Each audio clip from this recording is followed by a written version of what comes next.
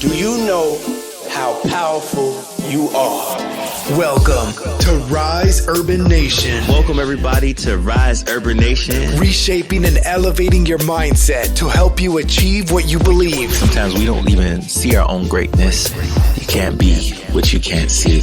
And connecting Black cultures to build a community of talent and success. Black people need to realize that they are assets. You are an asset. When we rise, you rise. Come together as a group. This is Rise Urban Nation with Terrell Simmons. Testing 1 2 3 1 2 3. Welcome everybody, ladies and gentlemen, to another episode of Rise Urban Nation. I'm your host, Terrell Simmons. You know, I can't believe we made it this far.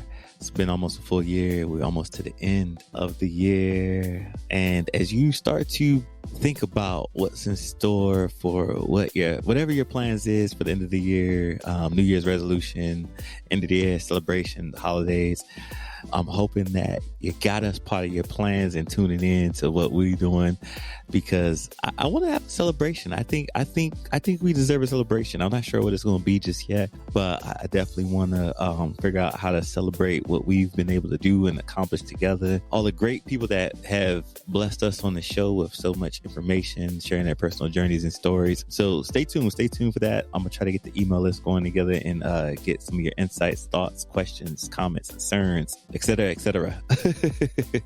and find a way to bring some more value, add it back to the community, and then see what more of the community wants.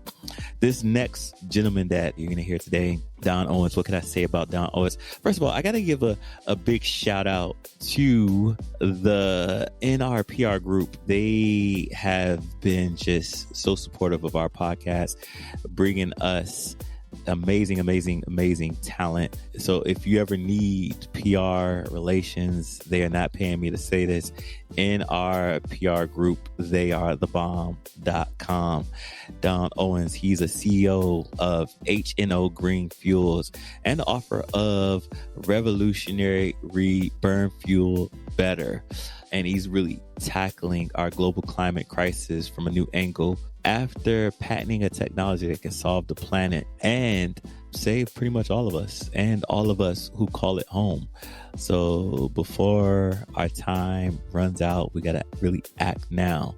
You know, what can I say about Don? He was just tinkering with his car and he found an amazing way of discovering hydrogen power, fuel saving technology to decrease the creation of harmful particles matter by half within the engine that burns fuels. You know what? I'm not even going to keep going because he can tell you way better than I can tell you.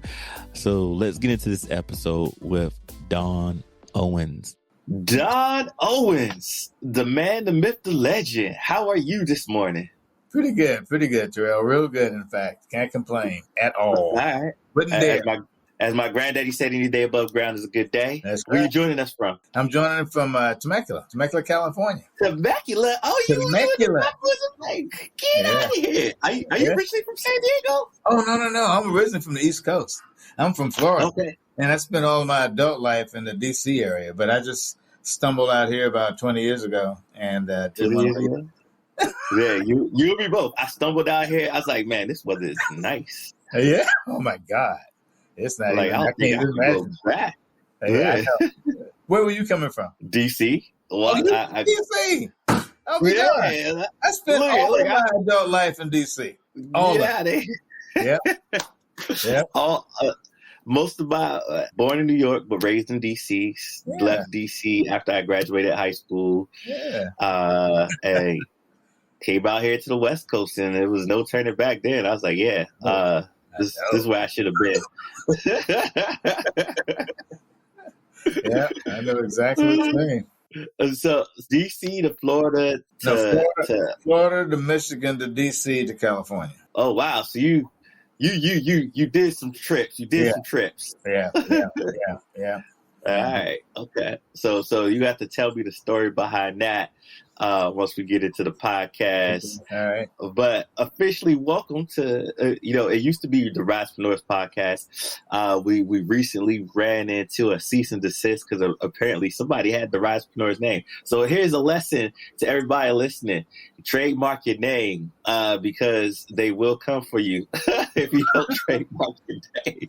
So I'm getting a really good lesson in trademarking right now. Yeah. So I have to change the name there. But welcome to the new Rise Urban Nation podcast. Not new, but we're still same old Risepreneurs, new name, but same faces. And we got a lovely interview with Don Owens today. We're going to get into his career, his life, his journey, how he got out here from Temecula, coming from the same place I came from. For those who don't know Don Owens, and you can take this question as far as why did you want Don? Who is Don Owens?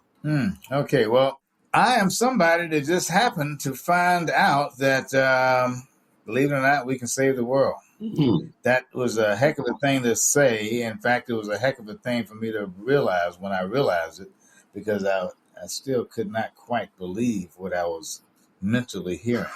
Okay. But we discovered some technology that literally can save the planet if people are interested in learning about it, and if we have enough people that want to do something about it. We can save the world. When did you come upon this discovery in your life? Oh, man. Well, it's I started developing a device. Initially, it was all about saving some gas for a car. Mm-hmm. I read an article in a book, and when I read this article, I bought the little device, all the mechanisms that made up the composition of making this device. Mm-hmm. And I started testing it on my own car, and eventually I saw a little bit of improvement, and then I moved to formal testing labs, where EPA approved labs, etc. And I started testing the device there, and found out that it worked, but it didn't do what I had hoped for gasoline engines. Mm-hmm. And I hope I'm not being too extensive, but we moved to diesel engines. Mm-hmm. Hoping to find the same thing with a little bit of fuel economy. And it turned out it wasn't the fuel economy at the time for that test, but it turned out it was something called particulate matter. Particulate matter. Okay. Particulate matter. What is this particulate matter you speak of? Yes. In fact, that's a good question, because at the end of the test, when I saw very relatively dismal results on fuel economy, the technician walked up to me and said, "Oh, by the way, this thing reduced your particulate matter by almost 50%. So my question was the same as yours. What is particulate matter? And he said, well, it's something we measure here. He didn't really have a good definition for it, but it was something they measured, and they always measured it for diesel engines. Uh-huh. And it turned out that particulate matter, once I went home and looked it up on the internet, found out it's one of the most harmful poisons in the planet that harms human beings. It causes all kinds of respiratory, and what it is unburned fuel. Mm-hmm. So every time we burn fuel in any kind of way, gasoline, diesel, any kind of way we burn fuel, there's a certain percentage of that fuel that goes unburned. Mm-hmm. So in other words, it's not combusted completely, but it comes out as particles. And those particles are called particulate matter. Mm-hmm. And they cause all kinds of health issues. Okay. In fact, diesel engines, they have to have these particulate filters on the small engines, but on the larger engines, they can't do anything about particulate matter. And so it goes into the atmosphere. And ultimately, particulate matter, I found out years ago, had a major component called black carbon. Mm-hmm. And now black carbon happens to fall onto the glaciers, causes the ice to melt, and causes climate change. And I'm not saying one of the causes. It is the cause. Ooh. It is the reason why our glaciers and ice caps, instead of them reflecting light like they would normally do, they absorb light and absorb heat, and they melt. Ooh. And black carbon is the cause for all that. It is the cause. And it dawned on me when I realized that. And I found this in an article buried somewhere in an article about particulate matter, and found out that it was 1,500 times worse than CO2. And it dawned on me then we cut that in half. Wow. Our technology can cut black carbon in half. And we know that black carbon is the reason there is climate change. Not one of the. reason. Wow. So that's why it dawned on me that we can actually say, and they said, wait a minute, we can save the freaking planet. It was Pretty much. yeah, yes. But it's still not a small undertaking. It's still a huge undertaking. But the biggest thing that has to happen is people need to be educated about why black carbon is the enemy of the planet. Because it really is. Gotcha. It is the enemy of the planet. Yeah, because this is the first time I'm learning about it, and if it's with all this talk of climate change, I realize we don't talk about the particulars and what's causing the climate change, and so now here I'm getting an education lesson. But let me reverse for a second. Let me just say, the whole time you was talking to me about this, I was like, this man is like the black Elon Musk or Tony Stark's. Like, he's saving the planet and creating like contraptions that's going to help all mankind and technology. Like, so first, before we get into the particulars of that, tell me, what is this gadget, or what is the name of it? What is this contraption? Okay. Well, what it is, it's called the LeefH2. Okay. It's spelled LeefH2. Now, what happens is that we found a way, and again, it wasn't anything that I invented per se, but I developed this particular product from a original idea that could never be commercialized. Mm-hmm. But what it does is it takes water, H2O, and splits it into hydrogen and oxygen. And so our device splits water into hydrogen and oxygen. And what we do is we use hydrogen, which is extremely flammable, and we insert that into the air intake of any engine, and it helps the fuel to burn better. It burns at such a higher rate of the regular fuel. It burns, and it makes the fuel burn so much faster during that process that it reduces the particulate matter. It reduces the amount of unburned fuel coming out the exhaust. And when we can reduce the amount of unburned fuel, we reduce particulate matter and black carbon. And so, and black carbon is the root cause for all of our climate change issues. But that's what our device does. And now, it just so happens, if you think of it in terms of a pancake, just think of a small pancake, but that pancake can't fit on all engines because engines are in different sizes and shapes and everything else. But the same technology that makes one pancake work on one engine, you can use 15 pancakes to work on another engine, or 30 pancakes to work on another engine. So, because in essence, you can create hydrogen at the right quantities relative to the air going into the engine to make the engine burn its fuel much better. And when you can burn the fuel better, you reduce the particulates and you reduce the black carbon. And then when you reduce the black carbon, it's less black carbon coating our glaciers and causing them to melt. Now, this seems like a no-brainer to me. So why are why are we not using this to burn cleaner fuel? Why we don't know. We don't know. Nobody knows about it. I mean, it's not like it's just like the first time when somebody came up with a windshield wiper that regulated. It was the first time. You know, people say, "Well, why didn't you?" We always do that. Well, you have to start someplace.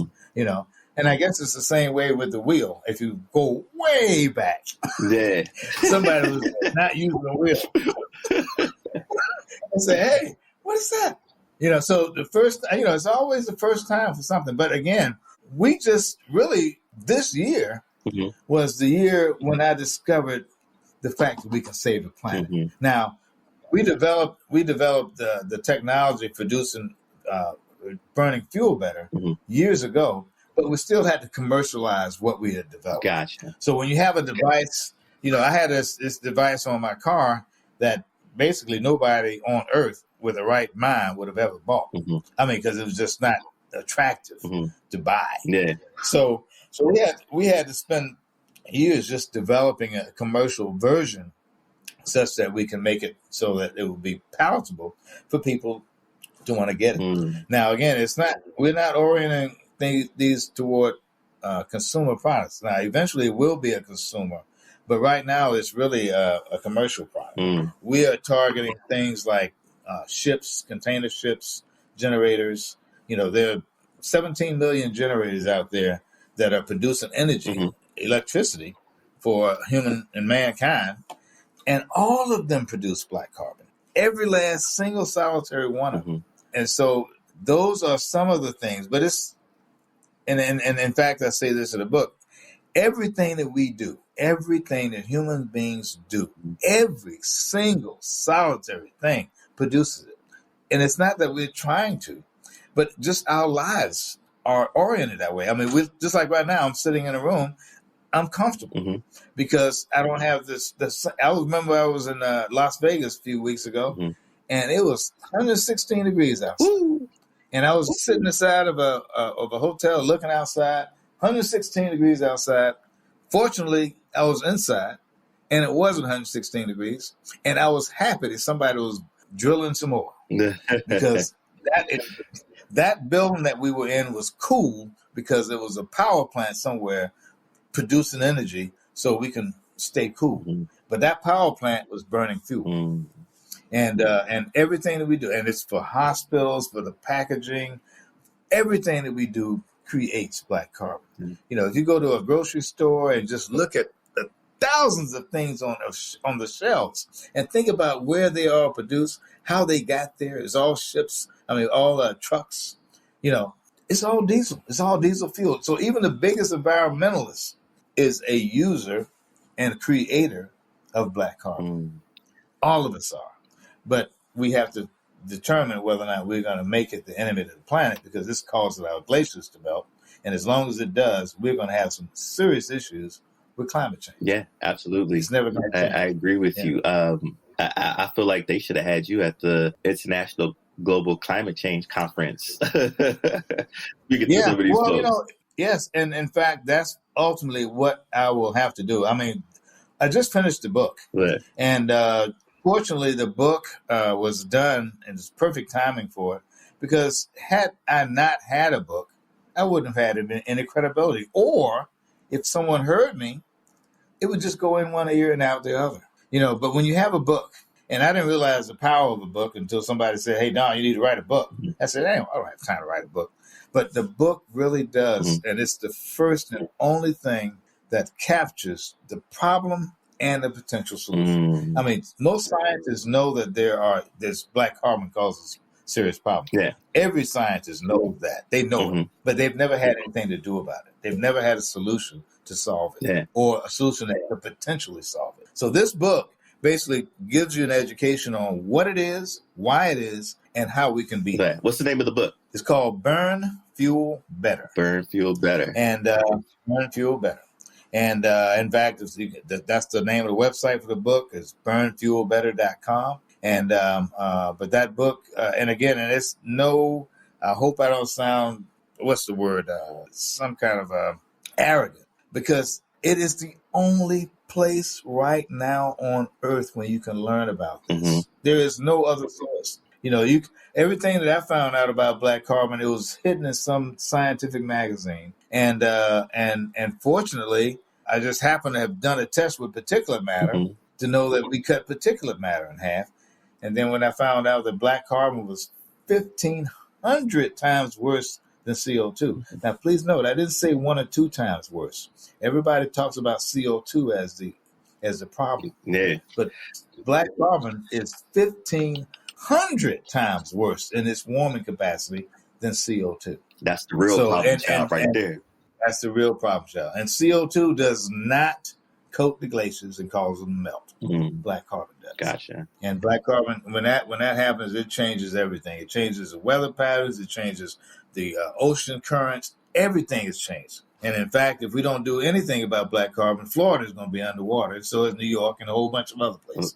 Because this melting ice is serious. It's melting at alarming rates. And everybody knows it. Everybody knows it. But they don't have anything they can do about it because they don't know about it. They don't know that there's something we can do.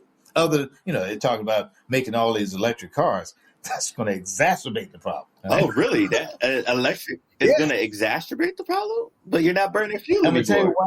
Let me tell you, no. What happens, you don't burn fuel in the car. You burn it at the power plant. Oh. When you get your electricity. Okay. And you also burn it when you build the cars. Because every last one of those factories it's got to have electricity to run. And all those people going to those factories are not going to be driving the electric car. And and again, I don't have anything bad or negative about electric cars, but in fact, I do have a chapter in the book. It's called Pissing in the Wind. Mm-hmm. Now, the reason why it's called that is because any climate change solution that does not address black carbon is pissing in the wind. It's not going to work ever, because everything that we do produces black carbon. Everything. You pass by construction sites.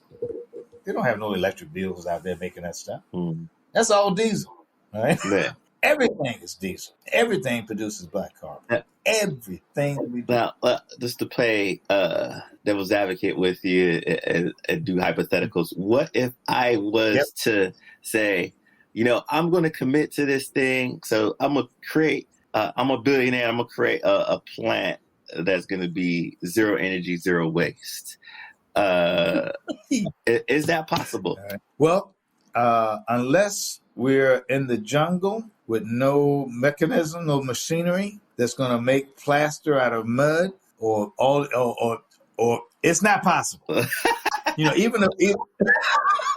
It's just not possible. I mean, because even the factory that you're building, and again, I go into almost exhaustive detail in the book about what we do unintentionally to produce black carbon. And I'm just looking at you right now. You have on headphones, okay? Your headphones, they're produced by somebody somewhere. But they had to make these parts. And those parts that make up your headphones ultimately had to be made from some kind of mined material, metal, whatever, plastic, whatever. But all that stuff was manufactured in some kind of a way at a plant, at a factory, that they had to make those headphones. And then they shipped them. Mm-hmm. And then you had to ship them to all of other places that they've gone in the world, because I'm sure that you're not the only ones with those headphones, right? Mm-hmm. There's a few other people that got those same ones or other ones like them. But in the process of doing that, everything burns fuel. Everything burns fuel just for those glasses, just for anything you have in your room. And you multiply that by every human being on Earth, in every environment on Earth, in every hotel, in everything. Yeah. It's all black carbon. So if we can't beat it at this point, we might as well see how we can reduce it. That's right. You have the tool for that. And now we just need to get everybody educated. Now, education is key, and I'm just fascinated that something that happened to be an accident turned into this sort of passion project for you. I'm curious. Yeah. What is your background? What did you do?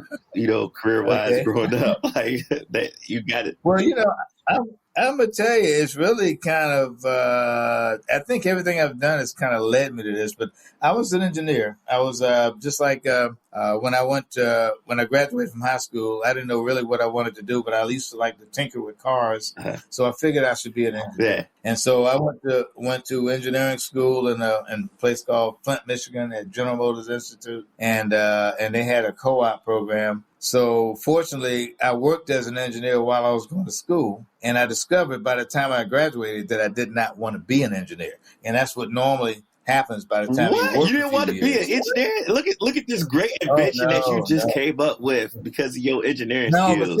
But that was a long time ago, and so it turned out that as fate would have it, those skills were applicable for what I ultimately ended up learning about or discovering.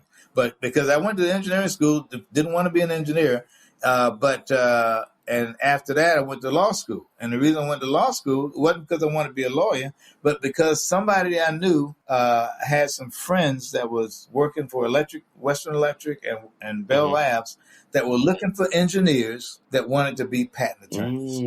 Because a patent attorney needs to have a technical background in order to write patents and understand the engineering part of it. So that's how I got into law school. And it wasn't because I wanted to be a lawyer. I just didn't want to be an engineer. But most of the time, through all of our lives, we don't necessarily know what we want to do. We always know what we don't want to do.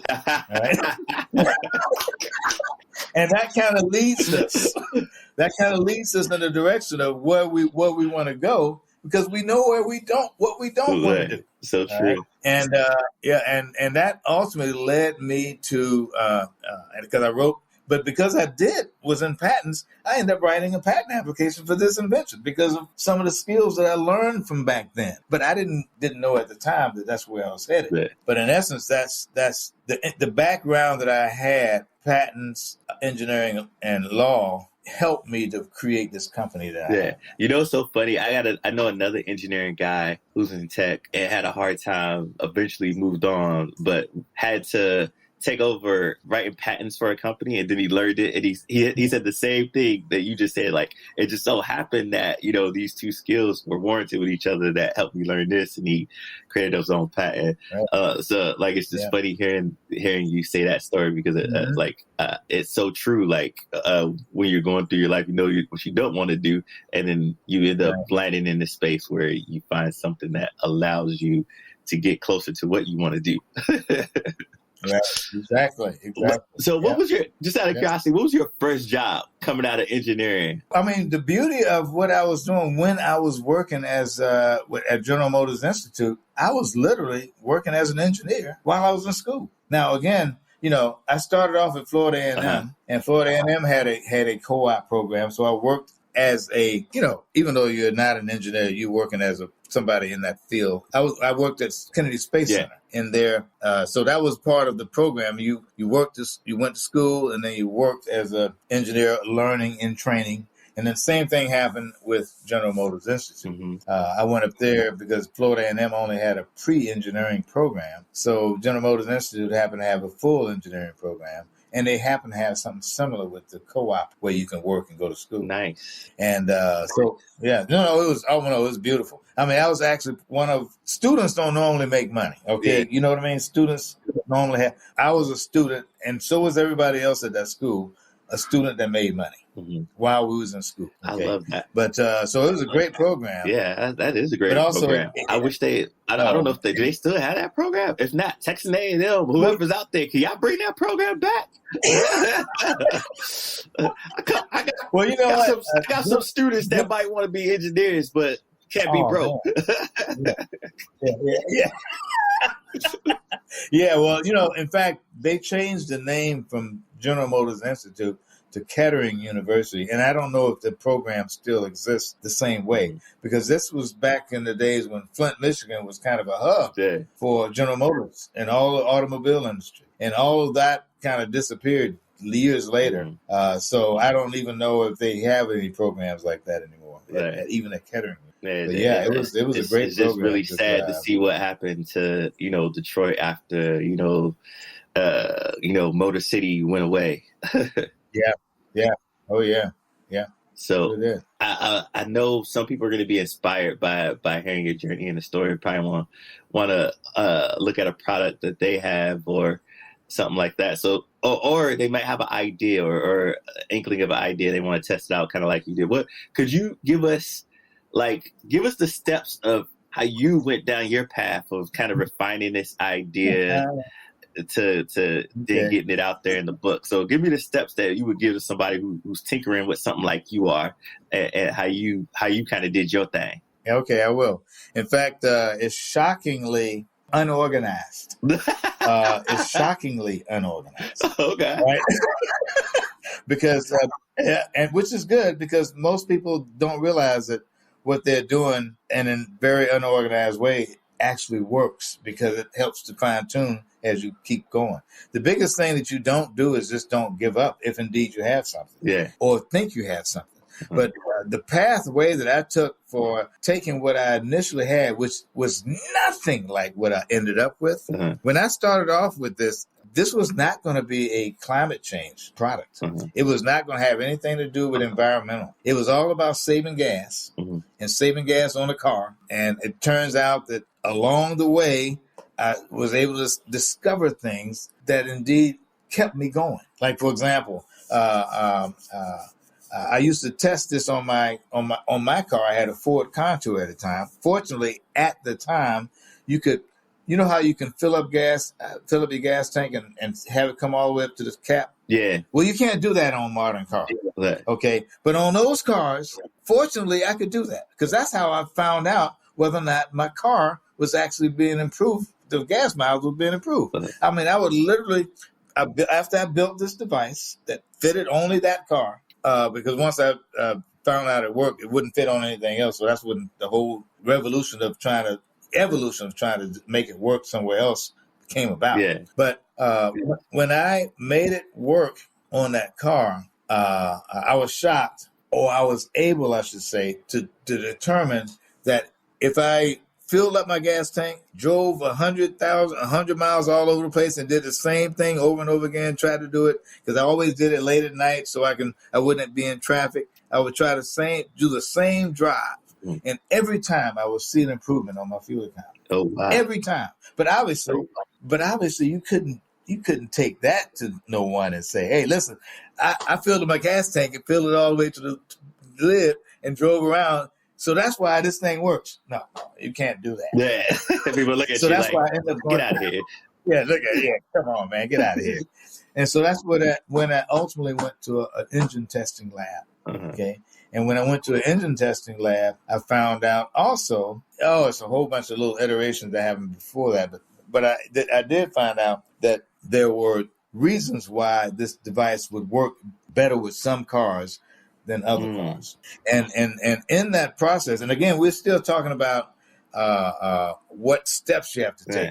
Because in the process of these steps, I had failures out the gazoo. Yeah. All right. I mean, because, I would do a test and it's like, oh, my goodness, this test is not worth the crap. I'll do another test on another type of car and I get a 25% improvement on my fuel economy. And then I do something else and I get something else. So it was, but every time along the way, I would find something that would keep me going. And in fact, it was when I moved to diesel engines because I was really kind of frustrated with the gasoline engines because it was so inconsistent.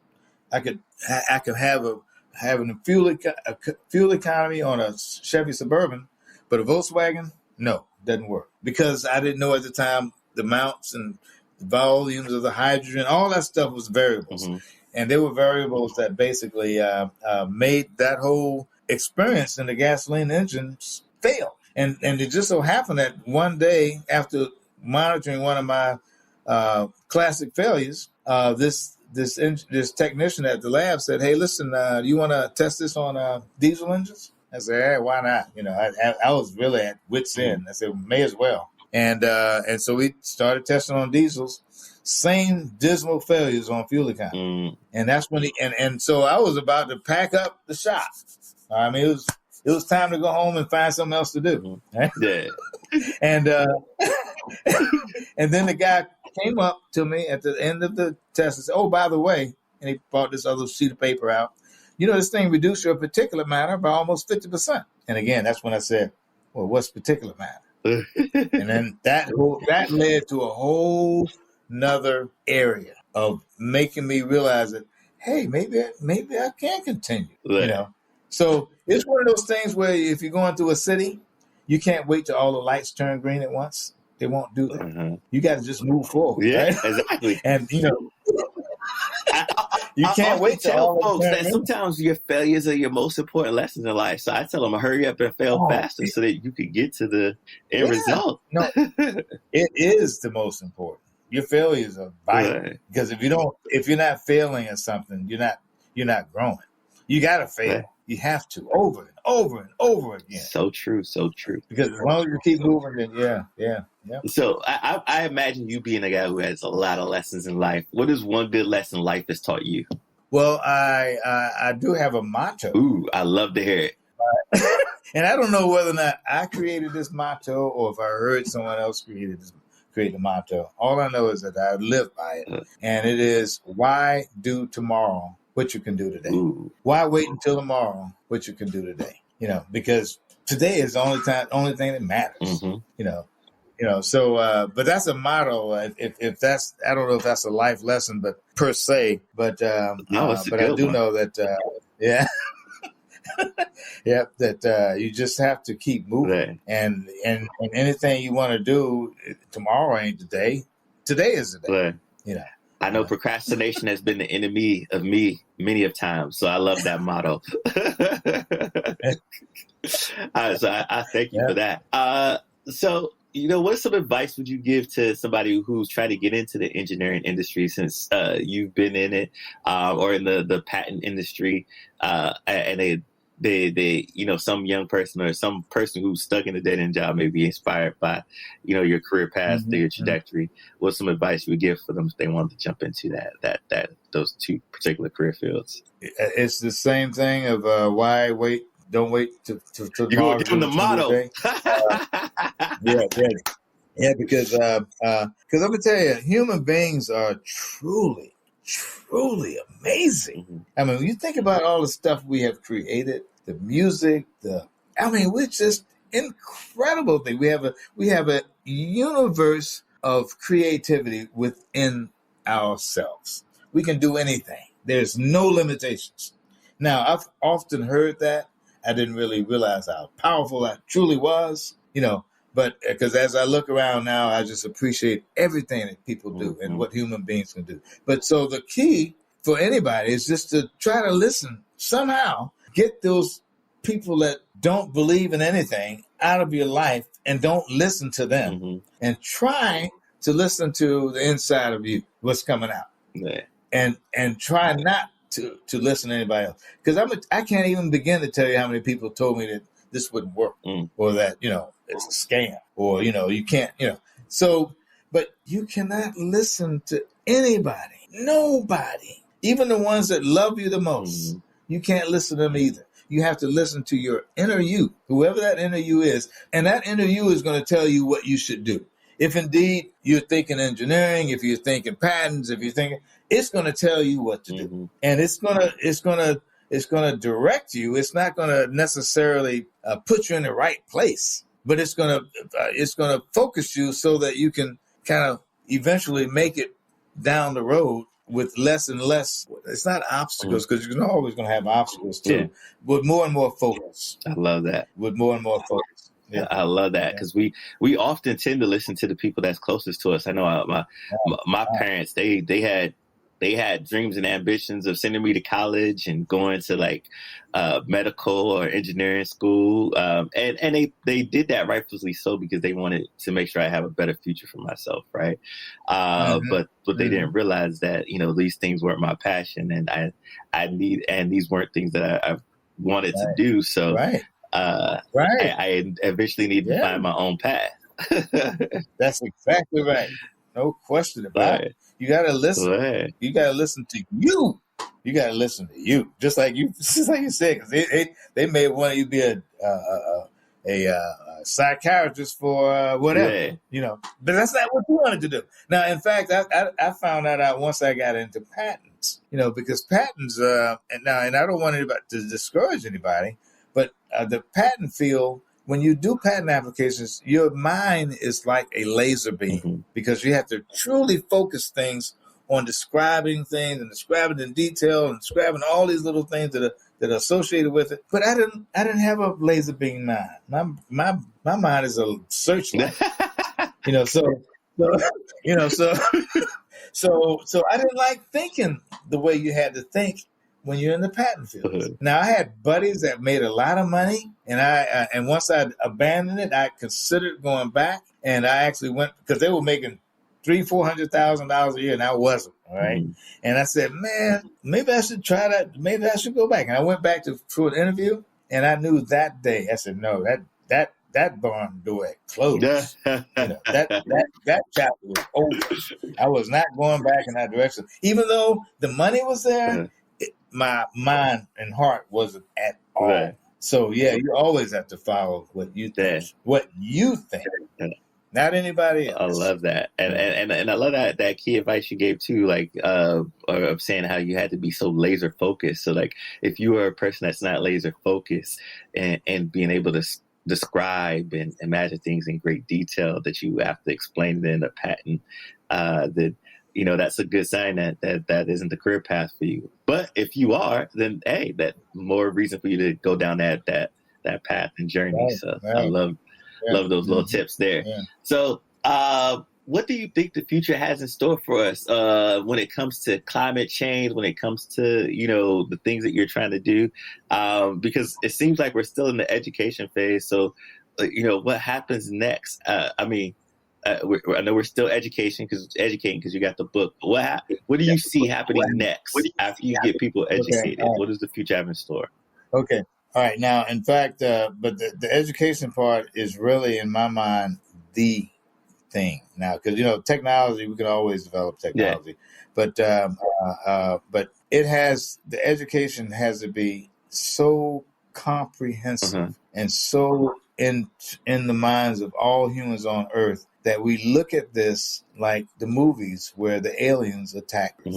We've seen these movies where the aliens attack and all humanity get together. We form a coalition of all humans to fight the aliens. Yeah. It always happens like that in the movies. Yeah. Even though we were getting our butts kicked, but collectively we all get together and we decide. So the education part of this is so critical because it's going to require that kind of an effort. But what happens, though, when people do have the education, because humans are so incredibly creative, and when they know who to fight and who the enemy is, we can find a way to beat the enemy. We always do, at least in the movies. All right. Yeah. But we should, and we can. So I'm not taking the education part of this lightly. Yeah. Until we all know who the enemy is, we cannot even devise mechanisms to fight. Exactly. Yeah. Because you're going to have some people out there that's going to take my technology and make it 1,000 times better. Yeah. Or you're going to have somebody else that's going to take a technology that they had been thinking about, then now they can use it for black carbon. And then we have 15 technologies, 30 technologies, 1,000 technologies to fight the same thing. I love that. Because the enemy of the planet is black carbon. It is the enemy of the freaking planet. And we've got to beat it. We don't have any choice. We don't have any choice. And the biggest thing I take away from this too is if you know better, you do better. So once you're right, the education part is the most important part. But who needs to be educated the most? Like, because I feel like there's so many different ways you could take this. You could take this to government and have government be the lead campaigners, or maybe you could take it to, the industry leaders, the tech billionaire boys club. I don't know. Who's the best person to educate to start this process of changing the globe? All of the above. All of the above. Okay. All right. All of the above. And the reason, and again, it's a multi-pronged approach, because even though you can have the millionaires and billionaires on board, which you want, because right now, they're struggling trying to figure out things, like, for example, carbon capture is something that everybody's talking about. And that's not going to stop the glaciers from melting. But they don't know that yet. They don't know that yet. But the reason why I say everybody, and it doesn't matter, the governments and everything else, yes, we do. And now we have a book. They can read it. They can find out that what I'm talking about is, because nobody can deny that black carbon causes the glaciers to melt. No one can deny that. What they don't know is how to fight black carbon. So nobody's had a discussion about black carbon because they didn't know they can do anything about black carbon. They know that it does it, but they didn't know they can do anything about black carbon. Everybody's talking about hydrogen and how hydrogen can be used for the future to make all these fuel cell vehicles. Hey, that won't be in time. All right. So indeed, it is all of the above, but it's still a full-blown education, because even people who can't do much needs to know, because they can make people that can do more involved. Right. So they can start being activists about it. That's what I was going to say. Just because they know, Yeah, so you actually got into my next question. I was like, how could a regular consumer like me, what could I do now that if I grab your book and listen to this podcast, and now I'm informed, and I know, being an activist is one thing, but is there anything that, my dollar can do to move these initiatives or this product? Is there a way for me to, get involved outside of activism to put my dollar behind something? Well, I have a company, but I don't want to promote the company that way. Gotcha. I think from a regular human being point of view, and even though you might say, and again, I keep kicking on this education part because there are people that will really understand what this fight is all about, that will really, truly understand what this fight is all about. And they never had any reason to understand it until they knew about it. I wouldn't ever promote my company, but there are technologies that are helping to burn fuel better. In fact, we found one of them in the process of developing our own technology, a company that makes these injectors for diesel engines that instead of having the fuel come out in little bubbles, if you will, it atomizes it to such small pieces that it burns better in the combustion. Oh, wow. So, yeah.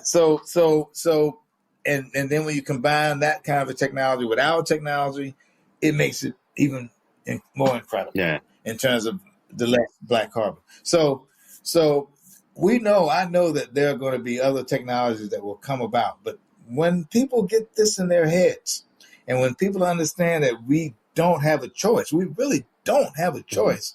There's going to be some people that's going to hear this and going to all of a sudden, for whatever reason, that's going to be the direction that they're going to want to go in, But we don't know who that's going to be. Right? We just got to wait and see. I think it's going to be like a great Marvel Avengers movie. Like we have to go through these phases until we get all of the key players together. And then we go, go fight the battle. That's right. That's right. That's exactly right. That is exactly right. But it has to start somewhere. It has to start with, and I guess I'm a crusader. In fact, my book, and by the way, just so you know, I had no idea and no plans to write a book 5 months ago. 5 months ago, March the 8th, on March the 6th, say, for example, I figured out, wait a minute, I got something that can save the planet? Wait, what, are you kidding me? I mean, it dawned on me that we could cut black carbon in half. And it just so happened that a few days later, a friend of mine wanted me to come to L.A. and meet some people, some friends of his. So I went to L.A. to meet some friends, and they asked what I did. And I had just gotten the understanding of what I did, which is to save the planet. I just really understood it in my heart. And I said, listen, we can save the planet, black carbon, blah, blah, blah, blah, blah. And this lady said, you need to write a book. And I said, I don't have time to write a book. I said, I do not have time to write a book. There's no way. And I didn't know at the time she was a book publisher. It was just somebody I was just meeting.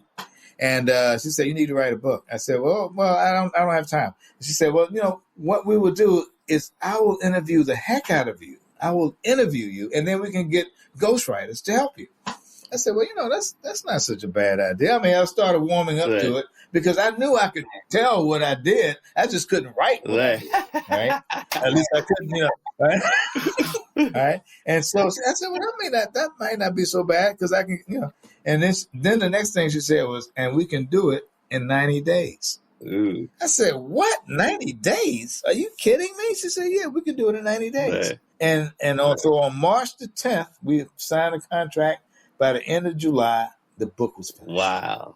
I love it. No, it was unbelievable. It was freaking believable. Wow. And but it was perfect timing. And again, these are part of those things that you don't plan per se. It's one of those lights that you can't even see the light. All right. Traffic light way down. You can't even see it. It's not green. You don't know what it is. You don't even know what it is. Right. All right. But so that's how the book came about. And the book is absolutely vital. Right. Because in the process of talking about this, I was able to express exactly who black carbon is, exactly what the solution is, why we need to do something, why it's nobody to blame. Because, everybody try to blame the oil industry. There is no one to blame other than humanity, other than us. We are the blame. We are the blame. We are demanding fossil fuel. We don't. It's okay if we have it or not. No, we demand it. We demand it when we go on vacations. We demand it when we go in hotels that we insist that the air conditioner is running. We demand it. We demand it. We demand. All right. We demand it because we have to have grocery stores and medicines on the shelves. We demand it. But that's a part of who we are. But but we can't avoid it. But the good thing about being part of the problems is that we could be a part of the solution, and we can be a part. We have a part of that solution, and thanks to you and those people who are actively seeking and striving each and every day to see what things we can do to change and roll back climate change. Man, drop the book one more time, because I know somebody probably like ask for the book again. So drop the name of the book again one more time. All right, the book is called Burn Fuel Better, and you can go to the website burnfuelbetter.com. And just if anybody's interested in social media, I have a social media handle for Twitter, Facebook, Instagram, and all of it is based on Don Climate Owens. Awesome. Because climate is my middle name. There you go. All right, Don Climate Owens. All right, I love it. I love it. It just rolls off the tongue.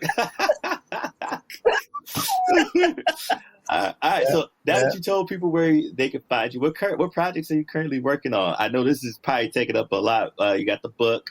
What other current projects are you currently working on when people check you out or look for you? Okay, well, I mean, I do have a company, HNO Green Fuels. I'm a CEO of that company, and we're the ones that really developed all of this. And so we still are in development on different iterations of this product, of this concept. We have another company that I am kind of promoting, but I can't talk about that company yet because it's okay. We'll wait for that one. We'll have you on another time to talk about that. All right. Yeah. But so I mean, this is really what I mean. I would have to say, by the grace of God, this is what I have been meant to do. I've been led to this, and so this is my only focus right now. The only focus that I have is we have to do something to save this planet. I don't want to go to Mars. They don't have caterpillars and butterflies. They don't have oceans. They don't have fish. They don't have dolphins. They don't have the stuff that we got on Earth. This planet is the one. This is the one we have to save. We don't have a choice. So I am 1,000% into getting the message out that black carbon is the enemy of the planet. Love it. And I want that to be known and understood by every single human being that cares that black carbon is the enemy of the planet, and why it coats the glaciers, causes them to absorb light instead of reflect light, and they melt. I love it. Period. That's what black carbon does. And we've got to fight it. Don Climate Owens, ladies and gentlemen. We could say the world black carbon is public enemy number one, but we can defeat this enemy. That's right. Make sure you check out Don's book. Follow him on all social medias.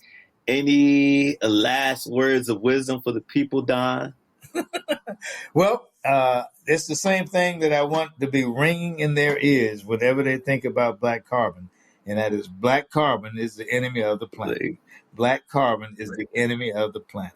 I want that to be ringing in everybody's ears so that they will understand, and it will help all of us to figure out a way that we can beat this thing and keep this doggone planet, the one that we love right now, the way it is.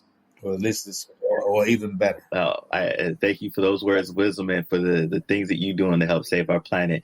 Ladies and gentlemen, this has been another episode of Entrepreneurs, Don Climate Owens.